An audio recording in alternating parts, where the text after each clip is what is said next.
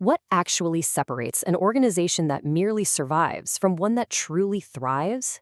Well, welcome to this explainer. Today, we're taking essential academic management theories straight from our chapter and transforming it into a highly practical, dynamic playbook for success. We're going to look closely at that vital dividing line between chaos and achievement. And the secret often boils down to one fundamental concept: planning. Here is our roadmap for today. We'll cover the power of planning, its features and importance, the limits of planning, the actual step-by-step process, and finally, your planning toolkit. Section 1. The power of planning, from boardrooms to grassroots. To kick things off, let's talk about a truly staggering number: 2 lakh crore. That's a massive investment figure representing Indian Oil Corporation Limited's corporate plan. As India's foremost integrated energy conglomerate, IOCL isn't just winging it. They have a deliberate, highly structured vision to achieve net zero operational emissions by the year 2046. They're meticulously charting a massive diversification into alternative and renewable energy sources. This is planning on a colossal national scale. But hey, planning absolutely isn't just for trillion-rupee conglomerates. Let's rewind to 2001, when a devastating earthquake hit Kutch. A man named Mansukh suffered huge losses, and a newspaper actually published a photo of his broken clay water filter with the caption, "The poor man's broken fridge." Now, this sparked an idea. He didn't just have a dream, he embarked on a planned, really arduous quest. He tested soil, refined designs, and by 2005, his plan resulted in the MIDI-Cool, an innovative electricity-free clay fridge for the masses. His future plans even include building an entirely eco-friendly clay house. So, whether you're a corporate giant investing trillions or a grassroots innovator like Mansukh, the fundamental concept remains exactly the same. Planning is simply deciding in advance what to do and how to do it. It's the vital bridge connecting your current reality, where you are right now, to your future goals, where you want to go. It's intimately connected with creativity and innovation, turning those abstract dreams into highly tangible targets. Section 2. Features and importance. Why we plan. You know the cliché: executives drawing up elaborate charts and giving powerful boardroom presentations. But it begs a very real, textbook question. Does it actually work? Does it improve efficiency? After all, why should we even bother going through this intensive mental exercise of planning? Well, the answers are pretty clear-cut. First off, planning provides clear direction. If everyone knows the goal, departments aren't working at cross purposes. Second, it reduces the risks of uncertainty. We obviously can't eliminate change, but we can anticipate it. Third, it reduces wasteful, overlapping activities, which makes it way easier to detect inefficiencies early on.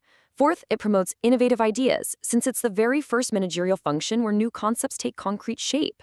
Fifth, it facilitates rational decision-making by forcing managers to thoroughly evaluate alternatives. And finally, it establishes standards for controlling.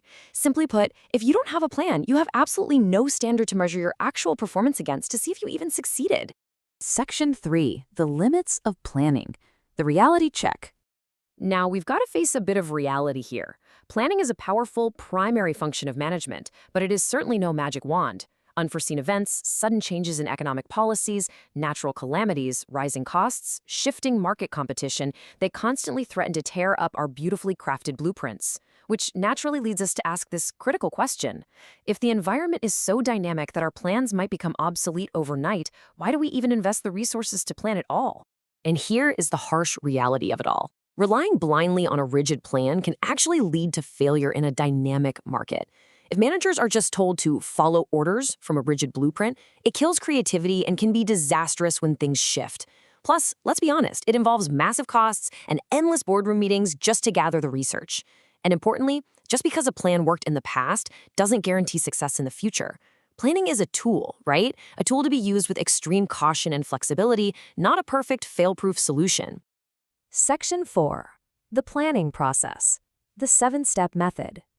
So, knowing all those limitations, how do we actually execute this cautiously optimistic bridge to the future? What's the actual procedure?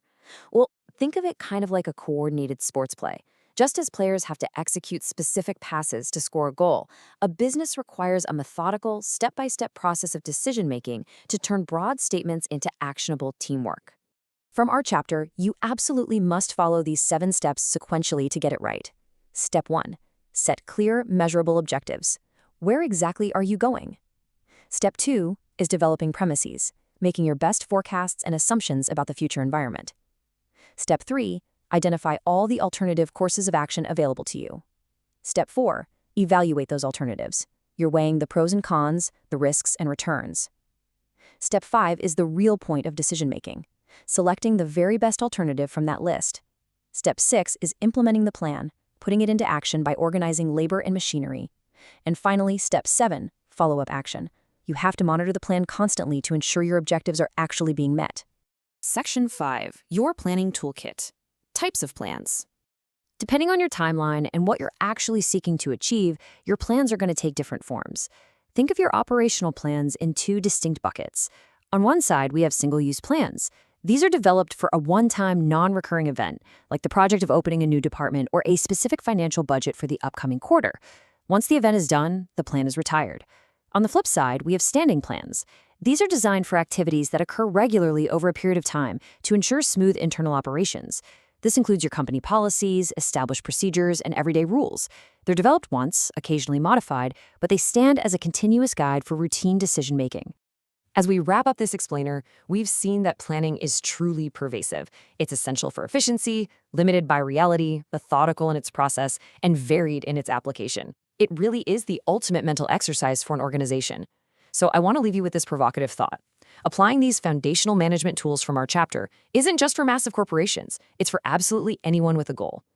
Now that you have the blueprint, what ambitious future are you going to bridge the gap towards today? Keep learning, keep planning, and I'll see you in the next explainer.